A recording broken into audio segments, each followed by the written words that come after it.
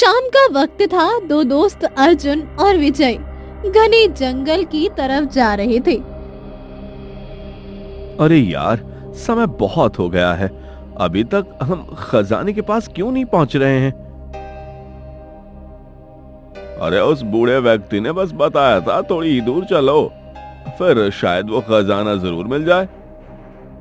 वे दोनों थोड़ी ही दूर आगे बढ़े कि उनका सामना एक बड़े खजाने के ढेर से होता है। अरे, यहाँ तो सच में बहुत सारा खजाना है। यानी उस बूढ़े व्यक्ति ने सच कहा था। अब तो हम धनी हो जाएंगे और हमें धन की कोई कमी नहीं होगी। यह सच में तो बहुत ज्यादा धन है। हम कितना भी ले ले कम नहीं होगा। हाँ ठीक है, लेकिन ये आसपास इतने सारे पत्थर की मूर्तियां क्यों हैं? अरे तू पत्थर छोड़, यहाँ खजाने की ढेर लगी है और तू पत्थर की मूर्तियों के पीछे है। हाँ, चल जल्दी खजाना पकड़। इतना कहकर दोनों दोस्त जितना हो सके उतना धन अपने कपड़ों में भरने लगे कि अचानक तेज रोशनी फैल गई और दोनों पत्थर की मूर्तियों में बदल गए। तभी वहाँ पर एक बैल आता है। जो भी लालच में इस खजाने को पाने की कोशिश करता है उसका यही परिणाम होगा। यहाँ जितनी भी पत्थर की मूर्तियां हैं वो सब लालचियों की मूर्तियां हैं। कोई इस खजाने का रहस्य नहीं सुलझा सकता। वहीं दूसरी तरफ गांव में एक गरीब किसान रामू अपने बूढ़े पिता और एक जवान बहन शोभा के साथ रहता था।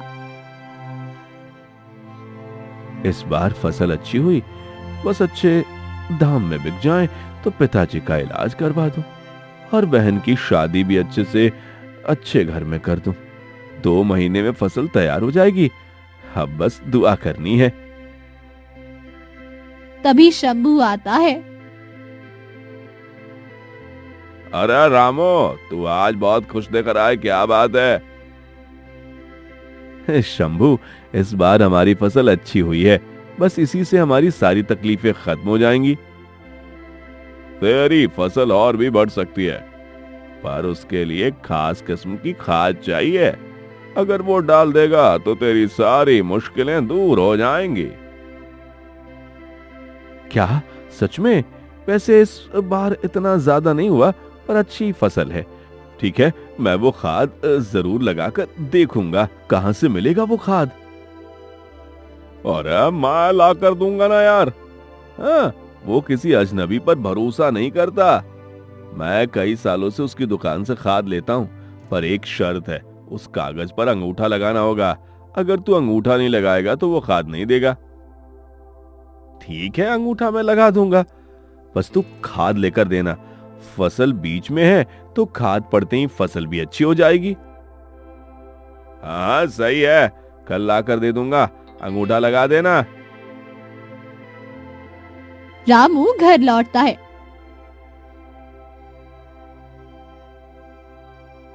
भैया भैया, पिताजी की तबीयत बहुत खराब है और दवाइयाँ भी खत्म हो चुकी है भैया। चिंता मत कर बहन, बस कुछ ही वक्त में फसल तैयार हो जाएगी। पिताजी का मैं अच्छे वैद्य के पास इलाज करवा दूंगा, सब ठीक हो जाएगा। हमारी गरीबी भी खत्म हो जाएगी।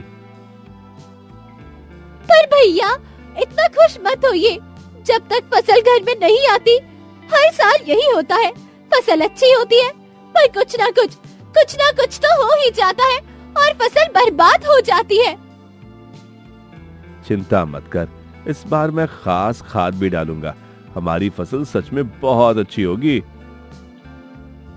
बेटा, इस चक्कर में मत पड़ो। हम तो हमेशा गाय के गोबर से ही खेती करते थे, उससे भी अच्छी फसल हो जाती थी। इन खादों से खेती खराब ना हो जाए। नहीं पिताजी, शंभू हमारा दोस्त है। उसने कहा है कि उसने अपने खेत में भी ये खाद डाली है। और अच्छी फसल हुई है। वो कल ला कर देगा। देखना, इस बार हमारे दुखों का अंत हो जाएगा।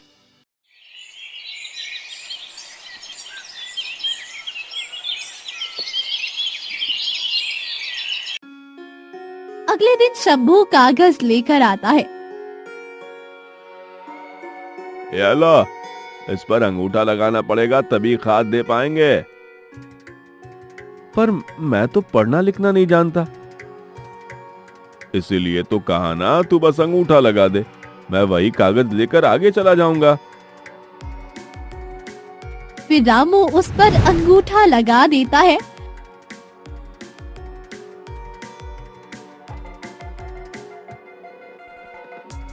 और ऐसे ही कुछ दिन बीतते हैं। इतनी देर हो गए, शंभू ने खाद अभी तक नहीं दी। फसल भी शायद तैयार हो गई, चलकर देखता हूं।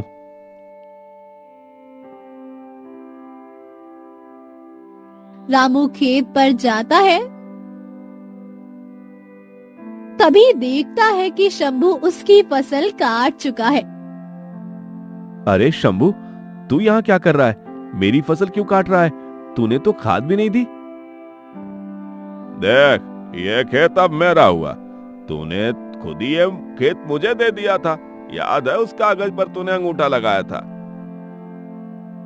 ये कैसा मजाक है? मैं अपना खेत तुझे कैसे दे सकता हूँ?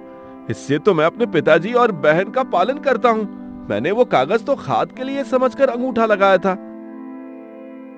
ये मजाक नहीं, सच्चाई है। अब ये खेत और फसल दोनों मेरे हैं। जा यहां से, अब तेरे पास कुछ नहीं रहा। शंभू, तुमने धोखा दिया। हम बचपन के दोस्त थे। तो इतना निर्दयी कैसे बन गया? मेरे पिताजी बीमार हैं, मेरी बहन की शादी करनी है। मुझ पर तरस खा, ये जमीन मत ले।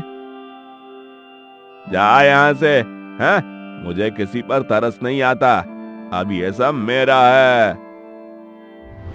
शंभू रामू को धक्का देता है। रामू गिर जाता है और टूटे दिल से घर लौट आता है। हे भगवान, मैंने ये क्या कर दिया? अपने ही हाथों से अपनी बर्बादी लिख दी। अब पिताजी और शोभा को क्या जवाब दूंगा? उन्होंने तो मना किया था कि उस खाद के चक्कर में मत पड़ना। रामू घर आता है। भैया, पिताजी की तबीयत और भी बिगड़ गई है। कई दिनों से उन्होंने दवाई नहीं ली और फसल वो भी कट गई होगी ना। माफ कर दे बहन, मुझसे बहुत बड़ी गलती हो गई। मैं खुद को कभी माफ नहीं कर पाऊंगा। शंभू ने मुझसे धोखा कर लिया और हमारी जमीन और फसल अपने नाम कर ली। मैं क्या करूं? मैं तो बर्बाद हो गया। अब क्या करेंगे भैया? अगर पैसे नहीं जुटे तो पिताजी तो मर जाएंगे। नहीं, ऐसा नहीं होगा। मैं कुछ भी करके पिताजी को बचाऊंगा। अभी वैद्य जी को लेकर आता हूं। रामू दौड़कर वैद्य जी को बुलाता है। कुछ देर बाद वैद्य जी घर आते हैं और सूरज की जांच करते हैं। तुम्हारे पिताजी की हालत बहुत नाजुक है। उन्हें तुरंत औषधि की जरूरत है। अगर इलाज देर से हुआ तो स्थिति और गंभीर हो जाएगी। अभी आप औषधि दे दीजिए, मैं पैसों का इंतजाम कर दूंगा। नहीं रामू, जब तक पैसे नहीं देगा मैं इलाज नहीं कर सकता। पहले पैसे का इंतजाम कर, फिर औषधि दे दूंगा। नहीं नहीं, आप मेरे पिताजी को दवा दे दीजिए, नहीं तो वो मर जाएंगे। माफ कर देना बेटा, बिना पैसे लिए औषधि नहीं दे सकता।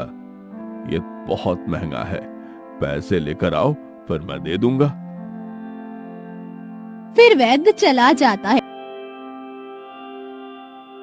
मुझे कहीं से पैसे का इंतजाम करना होगा। रामू जमींदार के पास जाता है। सेठ जी, मुझे कुछ उधार पैसे दे दीजिए। मैं आपके सारे पैसे चुका दूंगा। अरे तू तो पहले ही मेरा पैसा ले चुका है, अब फिर पैसे मांगने आया है? मैं तुझे एक फूटी कौड़ी भी नहीं दूंगा। ऐसा मत कहिए सेठ जी, मेरे पिताजी की तबीयत बहुत खराब है। अगर पैसे नहीं मिले तो मर जाएंगे। हाँ, दे सकता हूं, पर अपनी बहन की शादी मुझसे कर दे। तभी मैं तेरा कर्ज माफ कर दूंगा और नए पैसे भी दे दूंगा। आप कैसी बात कर रहे हैं सेठ जी? मैं अपनी बहन की शादी आपसे कैसे कर सकता हूँ? आपकी उम्र मेरी बहन की उम्र से जमीन आसमान का फर्क है। फिर जा, मैं तुझे पैसे नहीं देने वाला। अरे है तो भिखारी और सेठ वाली हरकतें कर रहा है। कौन सा तेरी बहन राजकुमार से भी आएगी? नहीं, मैं अपनी बहन की शादी आपसे कभी नहीं करूंगा।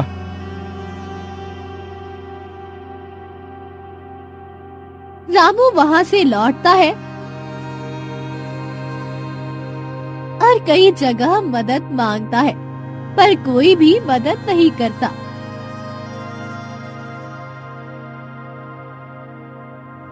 जिससे उसके पिता की मृत्यु हो जाती है।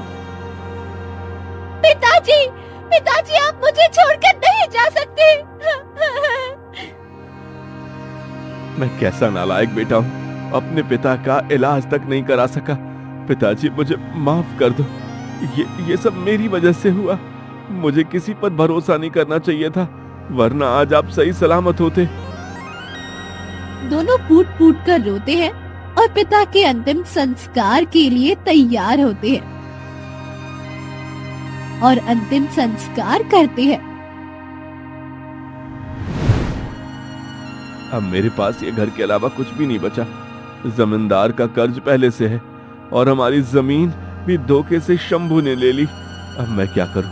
मेरी एक ही बहन है, मैं उसे कुछ नहीं होने दूंगा। फिर वो काम ढूंढने निकलता है और ऐसे ही कई दिन बीत जाते हैं, पर उसे कोई काम नहीं मिलता है। फिर एक दिन दो गांव वाले आते हैं।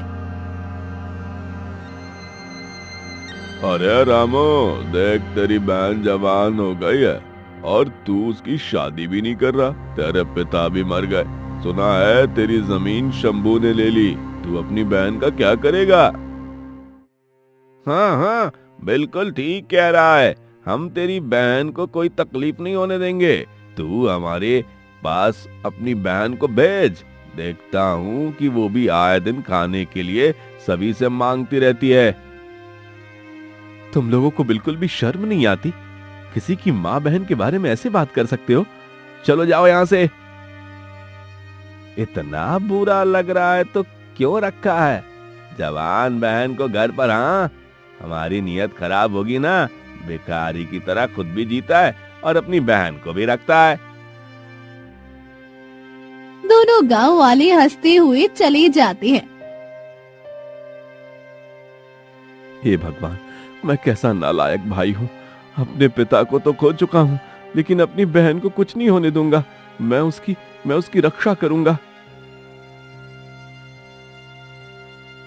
रामू फूट फूट कर रोते हुए जंगल की ओर चलता है और एक पेड़ के नीचे बैठ जाता है।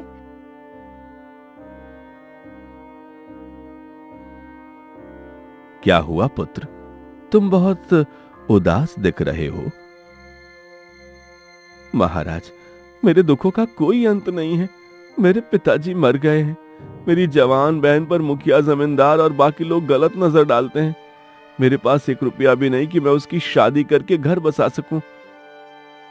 पुत्र, तेरे सारे सवालों का जवाब उधर मिलेगा, वहां जाना चाहिए। क्या सच में साधु महाराज, मेरे सारे सवालों का जवाब मिल जाएगा? हाँ पुत्र, तेरे सारे सवालों का जवाब मिल जाएगा। आपका बहुत बहुत धन्यवाद साधु महाराज। फिर रामू उसी दिशा में निकल पड़ता है। थोड़े ही आगे जाने पर उसे एक खजाने का ढेर दिखता है। अरे, यहाँ तो इतना सारा खजाना है, इसी में से थोड़ा सा ले लूंगा। इससे मैं अपनी बहन के अच्छे घर में शादी कर दूंगा, तो उसकी जिंदगी संभल जाएगी। हाँ, यही ठीक रहेगा। रामू जैसे ही खजाने को छूता है, तभी एक तेज रोशनी फैलती है और वो एक अंधेरी जगह पर पहुंच जाता है। अरे, ये मैं कहाँ आ गया? यहाँ तो सब जगह अंधेरा है। और मैं यहाँ कैसे आया? तभी एक बूढ़ा बैल प्रकट होता है। तुझे भी कचाना चाहिए ना, तू लालच में उसे चूरा है, इसलिए तुम्हें अब इसकी सजा मिलेगी। नहीं नहीं, तुम बैल होकर बोल कैसे सकते हो? और मुझे वो खजाना लालच में नहीं चाहिए, मुझे मेरी बहन के लिए चाहिए था, उसकी शादी करनी है। गांव वाले गलत नियत से मेरी बहन को देखते हैं। कुछ भी हो, पर तुमने वो खजाना लालच में ही छुआ, इसलिए तुम्हें सजा मिलेगी। अगर तू सजा से बचना चाहता है तो मेरी एक शर्त माननी होगी। कैसी कैसी शर्त? तुझे मुझसे शादी करनी होगी। ये कैसी बात है? भला मैं एक बूढ़े बैल से शादी करूंगा? ये तो संभव नहीं। एक इंसान एक बैल से कैसे शादी कर सकता है? नहीं नहीं, तुम कोई मजाक कर रहे हो। नहीं, कोई मजाक नहीं। तुम्हें मुझसे शादी करनी होगी, वरना मैं तुम्हें पत्थर की मूर्ति बना दूंगा। नहीं, मुझे पत्थर की मूर्ति मत बनाना। मुझे कुछ हो गया तो गांव वाले मेरी बहन के साथ पता नहीं क्या करेंगे। मैं अपनी बहन के लिए कुछ भी करने को तैयार हूं। अगर तुमसे शादी करने से मैं बच जाऊंगा तो ठीक है, मैं शादी करने के लिए तैयार हूं। हे भगवान, मैं ये क्या कर रहा हूं?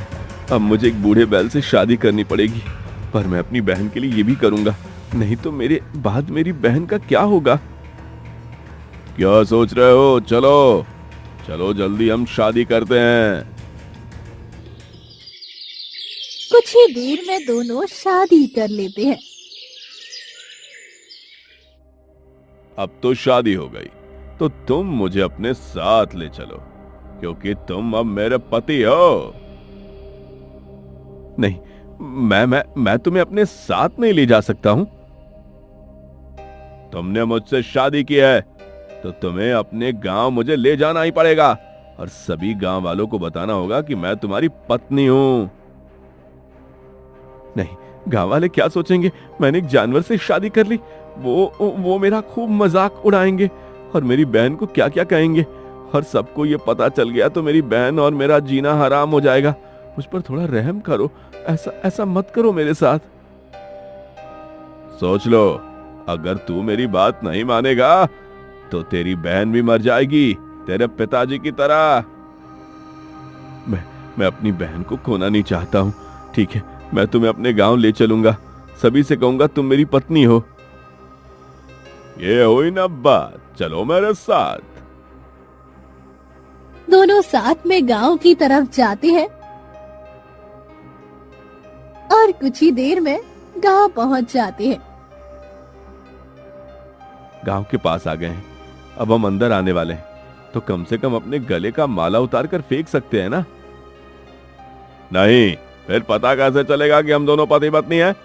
यह फूलों की माला तुम्हें भी पहननी होंगी, मुझे भी, और ऐसे ही गांव के अंदर जाना है। दोनों थोड़े आगे बढ़ते हैं, तभी गांव वाले उन्हें देखते ही इकट्ठा हो जाते हैं।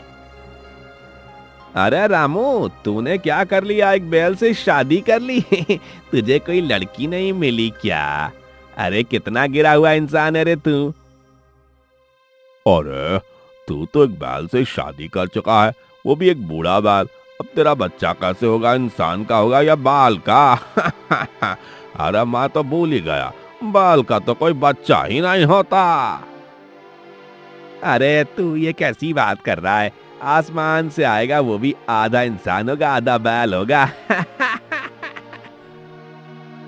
तू एक काम कर, अपनी बहन को भी कहीं से एक बैल ढूंढ कर दे दे, उसकी भी शादी बैल से कर दे, फिर तेरा पूरा खानदान बैलों का चलेगा। सच में इसकी सोच तो बहुत अच्छी है। सभी गांव वाले रामू का खूब मजाक उड़ाते हैं और उसे बहुत निंदा करते हैं। नहीं, अब मेरा कोई भी हक नहीं रहा जीने का। अब तो मेरी बहन का भी जीना हराम कर देंगे। मुझे मर जाना चाहिए। देखो देखो, शर्म के मारे लगता है डूबने जा रहा। हाँ, इसे तो डूब कर मर ही जाना चाहिए। अरे इसने जो कुकर्म किया है मार कर भी नहीं भूलेगा। सभी गांव वाले हमारे गांव का कितना मजाक उड़ाएंगे। इतना कहते हुए रामू दौड़ता हुआ तालाब की ओर जाता है। रामू तालाब में कूद जाता है और उसकी जान चली जाती है। तभी तेज रोशनी फैलती है और तालाब के किनारे वही बैल सुंदर परी के रूप में बदल जाती है। रामू की आंखें खुलती है। ये क्या, मैं तो मर गया था, फिर जिंदा कैसे हूँ? तो तुम कौन हो? मैं वही बूढ़ा बैल हूँ जिससे तूने शादी की थी। मैं एक बैल के रूप में बदल गई थी। ये कैसे हुआ? और तुम इतनी सुंदर परी होकर बैल कैसे बन गई? ये सब क्या है? बहुत दिन पहले की बात है, जब मैं घने जंगल में जा रही थी। आज माँ ने कहा था सुंदर सुंदर फूल लाने के लिए। इस जंगल में तो बहुत ही खूबसूरत फूल खिलते हैं। मैं सारे फूल तोड़ कर लाऊंगी। माँ कितनी खुश होगी। परी फूल तोड़ने लगती है। तभी दूर से एक साधु आता है और परी को देखता है। ये तो कोई स्वर्गलोक की परी लगती है। हाँ, अगर मैं इसे बंदी बना लूं तो उसकी शक्ति से मैं और शक्तिशाली बन जाऊंगा। हाँ, फिर मैं नहीं मरूंगा कभी। साधु परी को पकड़ लेता है। मुझे छोड़ दो, मुझे जाने दो। तू अब कहीं नहीं जाएगी। तू मेरी बंदी रहेगी। तेरी बलि देकर सर्वशक्तिशाली बन जाऊंगा और इस दुनिया पर राज करूंगा। नहीं, मैं तुम्हारी मनसाओं को कभी पूरा नहीं होने दूंगी। मुझे छोड़ दो, मुझे जाने दो। साधु जबरदस्ती उसे अपनी कुटिया में ले जाता है और पूजा करता है। मुझे किसी तरह से यहाँ से भागना होगा, वरना ये मुझे मारकर अमर हो जाएगा और फिर क्या क्या करेगा पता नहीं। तभी उसकी नजर एक खंजर पर पड़ती है। जल्दी से वो खंजर उठा लेती है और साधु को घायल कर देती है। तूने मुझे धोखा दिया एक साधु को। तुम साधु नहीं हो, तुम साधु के नाम पर कलंक हो, कलंक। तुम मुझे मारना चाहते थे, इसीलिए मैंने ऐसा किया। मैं तुझे श्राप देता हूँ कि तू अपनी इन शक्तियों पर जिन पर घमंड करती है ना, देख, तुझे एक रहस्यमय खजाने में तेरा राज छुपा दूंगा और जिसे कोई ढूंढ नहीं पाएगा। और मैं तुम्हें एक बैल बना दूंगा जब तक कोई तुमसे शादी नहीं करेगा, और सबके सामने तुझे अपनी पत्नी का दर्जा नहीं देगा, तब तक तू इसी तरह भटकती रहेगी। तेज रोशनी फैलती है और परी बूढ़े बैल के रूप में बदल जाती है। सामने ढेर सारा खजाना दिखाई देता है। वहाँ बहुत लोग आए, सब खजाने की लालच में आए। सबको खजाना चाहिए था, पर किसी को मेरे दर्द का एहसास तक नहीं हुआ। सबने मेरे रूप से शादी करने से मना कर दिया और सिर्फ खजाना चाहते रहे, जिसकी वजह से वे सब पत्थर बन गए। और आज तुमने मुझे आजाद किया। अब मैं तेरी पत्नी हूँ, एक परी। मुझे तो ये सब अब भी एक सपना लग रहा है। पर हाँ, तुम्हारे साथ जो कुछ भी हुआ बहुत गलत हुआ, लेकिन तुमने जिन लोगों को पत्थर बना दिया था उन्हें फिर से इंसान बना दो। वे भी किसी की दुआ, किसी की मोहब्बत का इंतजार कर रहे होंगे। उनका परिवार, उनका घर, सब उनकी आंखों में बस तुम्हारा इंतजार कर रहा होगा। सच में रामू, तुम दिल से बहुत नेक हो। तुम सिर्फ अपने लिए नहीं, दूसरों के लिए भी सोचते हो। ठीक है, चलो हम मिलकर उन सबको फिर से इंसान बनाते हैं। हाँ, क्यों नहीं, चलो चलते हैं। रामू और परी उस जगह जाते हैं जहाँ कई पत्थर की मूर्तियाँ पड़ी थी। परी एक तेज रोशनी फैलाती है। धीरे धीरे सभी मूर्तियाँ इंसानों में बदल जाती है। अरे हम इंसान बन गए। हमने लालच में इतनी बड़ी गलती की। हमें एहसास हुआ कि लालच कितनी भयंकर चीज है। हाँ, तो तुम दोनों कौन हो? ये खजाना सिर्फ भ्रम था। तुम लोग लालच में फंस गए और इसीलिए पत्थर में बदल गई। अब हमेशा मेहनत और ईमानदारी पर भरोसा रखो। याद रखो, असली खजाना वही है जो तुम्हारे हाथ की मेहनत और दिल की ईमानदारी में छिपा है। हाँ, आप बिल्कुल ठीक कह रही हैं पारी जी। अब हमको कभी लालच नहीं होगा। हाँ, हमेशा मेहनत और ईमानदारी से ही जीवन जिएंगे। रामू, अब तुम मेरे पति हो। मैं तुम्हारी साथी बनकर हमेशा तुम्हारे साथ रहूंगी। लेकिन तुम एक परी हो और सिर्फ एक झोपड़ी में मैं रहता हूँ। मेरी झोपड़ी में तुम कैसे रहोगी? चिंता मत करो रामू, बस मुझे अपने घर ले चलो। मैं तुम्हारे साथ हर मुश्किल सह लूंगी। रामू परी को लेकर अपने घर जाता है। अचानक उसकी झोपड़ी एक भव्य महल में बदल जाती है। ये क्या हुआ? मेरी झोपड़ी एक महल में बदल गई। जिसकी पत्नी एक परी हो, उसका पति झोपड़ी में कैसे रह सकता है? रामू, तुमने मुझे नया जीवन दिया। अब मेरा फर्ज है ना कि मैं भी तुम्हें नया जीवन दूं। ये महल अब तुम्हारा है और मैं तुम्हारी रानी।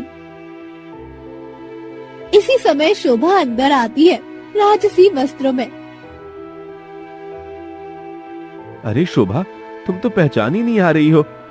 तुम तो एक राजकुमारी सी लग रही हो। हाँ भैया, मुझे विश्वास ही नहीं हो रहा कि ये सब कैसे हुआ। और ये परी आपके साथ। मुझे परी मत कहो शोभा, मैं तुम्हारी भाभी हूँ और तुम मेरी नंद हो। हमारा रिश्ता यही है। सच में भैया, आपने एक परी को मेरी भाभी बना लिया। ये तो सबसे बड़ी खुशी की बात है। अब पूरे गांव वाले हमारी खुशी देखकर चलेंगे, जो कभी हमें इतना नीचा दिखाते थे। इसी समय एक सैनिक आता है। रामू, महाराज आपकी बहन को राजकुमार बहुत पसंद करते हैं। वो चाहते हैं कि जल्दी ही उनका विवाह आपकी बहन से हो। क्या सच में? हाँ महाराज, बहुत जल्द राजकुमार स्वयं आपके द्वार पर आएंगे। आप शादी की तैयारियां शुरू करें। ये तो मेरे लिए बड़ा सौभाग्य का बात है। सैनिक चला जाता है। एक साथ इतनी सारी खुशियां कभी हमने देखा ही नहीं। हम खाने के लिए कभी तरसते थे और आज इतना बड़ा महल, मेरी बहन राजकुमारी, मेरी पत्नी परी, ये सब सच हो रहा है। ये सब सपना नहीं रामू, ये सब तुम्हारी किस्मत में लिखा था। कुछ दिन बीतते हैं और शोभा की शादी धूमधाम से राजकुमार के साथ होती है। गांव में हड़कंप मच जाता है।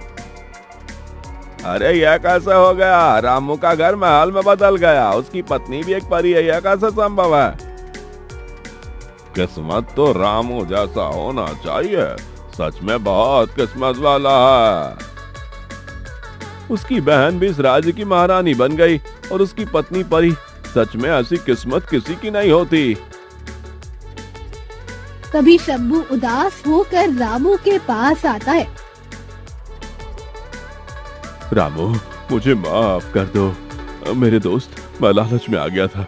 मुझे तुम्हारी जमीन नहीं चाहिए। ये लो, अपनी जमीन वापस ले लो। चला जाए यहाँ से। तुम्हारी वजह से मेरे पिताजी की मृत्यु हुई है।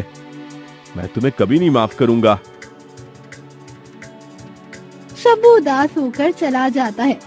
रामू अपने धन से गांव के गरीबों और दुखियों की मदद करता है और परी के साथ खुशी खुशी रहने लगता है।